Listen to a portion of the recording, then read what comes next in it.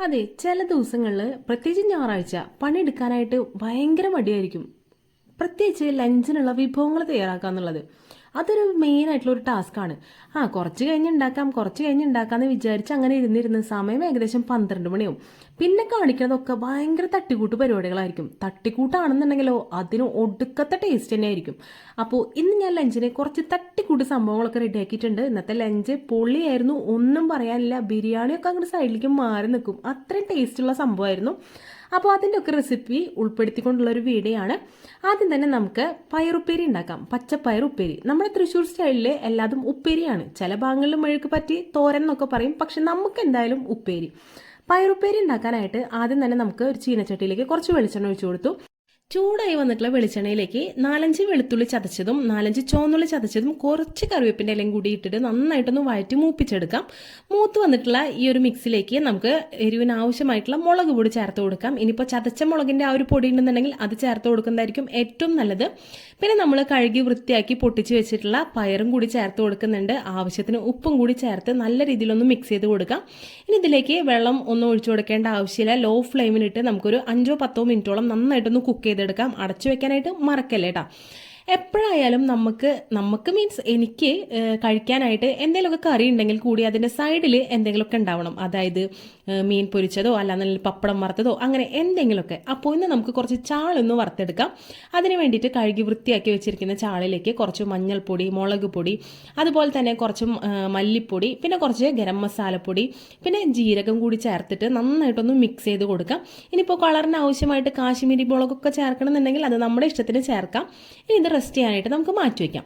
ഇനിയിപ്പോൾ ചാറുകറി ഇല്ലാണ്ട് ചോറ് ഇറങ്ങില്ല എന്നുള്ളവർക്ക് ഒരു ചാറുകറി ഉണ്ടാക്കാം.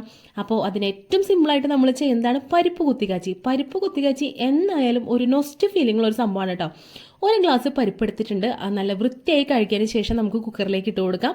ആവശ്യത്തിന് വെള്ളം ഒഴിച്ചു കൊടുക്കാം. അതിലേക്ക് ഒരു പച്ചമുളക് ചെറുതാക്കി കട്ട് ചെയ്ത് കൂടി ചേർത്ത് കൊടുക്കുന്നുണ്ട്. പരിപ്പും ചേർന്ന് ചെറുതായിട്ടൊരു പുളിരസം കിട്ടാൻ വേണ്ടിയിട്ട് ഒരു തക്കാളി ചെറിയ പീസുകളായി കട്ട് ചെയ്തും കൂടി ഇട്ട് കൊടുക്കാം. ഏകദേശം 2 വിസിലടിക്കുമ്പോഴേക്കും നമ്മുടെ പരിപ്പ് വന്നിട്ടുണ്ടാവും. അപ്പോഴേക്കും നമ്മുടെ തൊട്ടപ്പുറത്ത് പയറുകൂട്ടൻ അങ്ങോട്ട് നന്നായിട്ട് വെന്ത് വന്നിട്ടുണ്ട് കേട്ടോ. അപ്പോൾ ഇതിലേക്ക് നാളികേരം ചെരുവതും കൂടി ചേർത്തിട്ട് നല്ല രീതിയിലൊന്ന് മിക്സ് ചെയ്ത് കൊടുക്കുന്നുണ്ട്. അപ്പോൾ ഉപ്പൊക്കെ പാകാണോ നോക്കുക. അതിനുശേഷം നമുക്ക് തീ ഓഫാക്കി കൊടുത്ത് മറ്റൊരു സർവിങ് ബൗളിലേക്ക് മാറ്റി വയ്ക്കാം കേട്ടോ. അടുത്തായിട്ട് നമുക്ക് മീൻ വറക്കാനായിട്ട് ഒരു ഫ്രൈ പാൻ വെക്കാം. അതിലേക്ക് കുറച്ച് വെളിച്ചെണ്ണ ചേർത്ത് കൊടുക്കാം. അതിനുശേഷം നമ്മൾ മസാലയൊക്കെ പരട്ടി നല്ല സുന്ദര കുട്ടപ്പനാക്കി വെച്ചിട്ടുള്ള മീനുകൾ ഓരോന്നാക്കിയിട്ട് ഇട്ട് കൊടുക്കാം കേട്ടോ. പിന്നെ മീനിൽ നമ്മൾ ഉപ്പ് ചേർത്ത് കൊടുക്കാനായിട്ട് നേരത്തെ പറയാനായിട്ട് വിട്ടുപോയിട്ടുണ്ടായിരുന്നു. അപ്പോൾ ആവശ്യാനുസരണം ഉപ്പും ചേർത്ത് കൊടുത്തിട്ട് വേണം മസാല പരട്ടി വെക്കാൻ.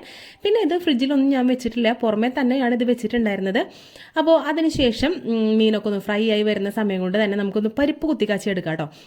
പരിപ്പ് കാച്ചാനായിട്ട് ഒരു ചീനച്ചട്ടി അടുപ്പിലേക്ക് വെച്ച് കൊടുത്തിട്ടുണ്ട്. ചൂടായി വന്നു കഴിഞ്ഞാൽ നമുക്കതിലേക്ക് വെളിച്ചെണ്ണ ആവശ്യാനുസരണം ഒഴിച്ചു കൊടുക്കാം.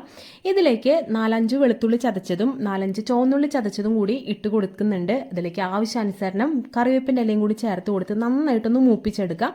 അപ്പോൾ ഇത് വെളിച്ചെണ്ണയിൽ നന്നായിട്ട് മൂത്ത് വരുന്ന ആ ഒരു സമയത്ത് നമുക്കിതിലേക്ക് എരിവിന് ആവശ്യമായിട്ടുള്ള മുളക് പൊടി ചേർത്ത് കൊടുക്കാം. സാധാരണ നോർമലായിട്ട് നമ്മൾ പരിപ്പ് കുത്തിക്കാച്ചാനായിട്ടും അതുപോലെ തന്നെ ഉപ്പേരികൾ ഉണ്ടാക്കാനായിട്ടും ഏറ്റവും കൂടുതൽ ചതച്ച മുളകാണ് ഉപയോഗിക്കാറുള്ളത്. എൻ്റെ ചതച്ച മുളക് ഇല്ലാത്ത കാരണം കൊണ്ട് ഞാൻ മുളക് പൊടി ഇട്ട് അഡ്ജസ്റ്റ് ചെയ്യാണ്. ചതച്ച മുളക് ഇടുമ്പോൾ പ്രത്യേക ഒരു ടേസ്റ്റും രുചിയാണ് നമ്മുടെ നാവിനുണ്ടാവുക. അപ്പോൾ എന്തായാലും മുളക് പൊടിയൊക്കെ ഇട്ട് നന്നായിട്ടൊന്ന് മൂപ്പിച്ചെടുത്തു. അതിനുശേഷം നമ്മൾ കുക്ക് ചെയ്ത് വെച്ചിട്ടുള്ള പരിപ്പും തക്കാളിയും കൂടിയിട്ടുള്ള ആ ഒരു മിക്സ് ചേർത്ത് കൊടുക്കാം.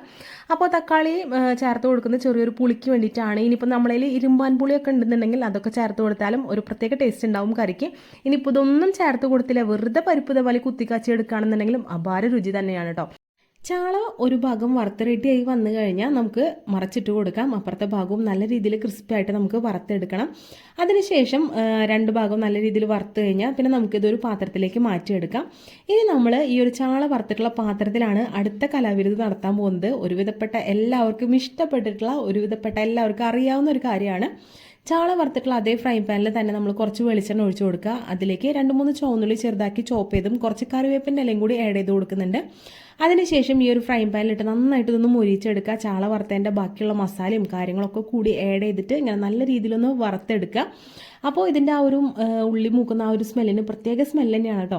അതിനുശേഷം നമ്മൾ കഴിക്കാനായിട്ട് ഉദ്ദേശിക്കുന്ന ചോറിൻ്റെ ക്വാണ്ടിറ്റി നമ്മൾ ഈ ഒരു പാത്രത്തിലേക്ക് ഇട്ട് കൊടുത്ത് ആ ഒരു ചെറു ചൂടോട് കൂടി തന്നെ നന്നായിട്ട് മിക്സ് ചെയ്ത് കൊടുക്കാം. പണ്ടൊക്കെ എൻ്റെ വീട്ടിൽ ചാള വാങ്ങിക്കുമ്പോൾ അമ്മ ചാളക്കറി വെക്കുകയും ചെയ്യും, വറക്കുകയും ചെയ്യും. അപ്പോൾ ചാളക്കറി വെച്ചതൊന്നും അന്നൊന്നും വലിയ ഇഷ്ടമൊന്നും ഉണ്ടായിരുന്നില്ല. ഇപ്പം പിന്നെ എല്ലാ കറിയും നമ്മൾ കൂട്ടും. അപ്പോൾ പണ്ടൊന്നും ഇഷ്ടമുണ്ടായിരുന്നില്ല. അപ്പോൾ അമ്മ ചെയ്തു തരുന്ന ഒരു സൂത്രവിദ്യയായിരുന്നു കേട്ടോ ഇത്. അപ്പോൾ ഇതും ചാള വറുത്തും കൂട്ടി കഴിക്കാനായിട്ട് നല്ല ടേസ്റ്റ് ആയിരുന്നു. ഇന്നും ആ ഒരു ടേസ്റ്റിന് ഒരു വ്യത്യാസവും കാര്യങ്ങളൊന്നും ഇല്ല. പക്ഷെ നമ്മളിത് ഉണ്ടാക്കാനൊന്നും മെനക്കെടാറില്ല. അപ്പോൾ ഇന്ന് എന്തായാലും നമ്മളിതുപോലെ ഒന്ന് ചെയ്ത് നോക്കുകയാണ്. നമ്മുടെ പിള്ളേർക്കും ഈ ഒരു രുചിയും കാര്യങ്ങളൊക്കെ ഒന്ന് പറഞ്ഞു കൊടുക്കണ്ടേ. അപ്പോൾ അതിന് വേണ്ടിയിട്ട് പിള്ളേർക്ക് വേണ്ടിയിട്ട് സ്പെഷ്യലായിട്ട് ചെയ്തിട്ടുള്ള പ്രിപ്പറേഷനാണ്. അപ്പോൾ ആ ചോറിട്ട് കൊടുത്തു.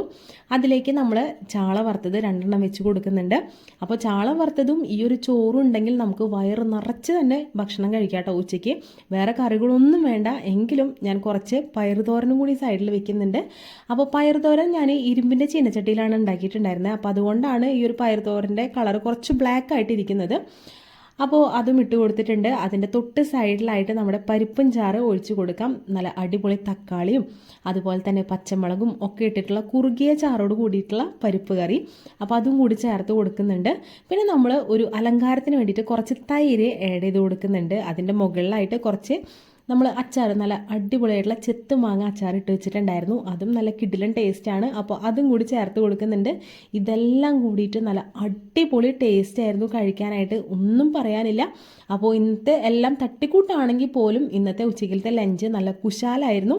എല്ലാവർക്കും ഉണ്ടാക്കാൻ അറിയുന്ന വളരെ സിമ്പിളായിട്ടുള്ള റെസിപ്പി ആണെങ്കിൽ പോലും നിങ്ങൾക്ക് എല്ലാവർക്കും എൻ്റെ വീഡിയോ ഇഷ്ടപ്പെട്ടെന്ന് ഞാൻ വിശ്വസിക്കുകയാണ്. അപ്പോൾ എല്ലാവരും സപ്പോർട്ട് ചെയ്യണം, പ്രാർത്ഥിക്കണം. അപ്പോൾ അടുത്തൊരു കിടിലൻ വീഡിയോ ആയിട്ട് നമുക്ക് ഇനിയും കാണാം. അതുവരേക്കും ബൈ.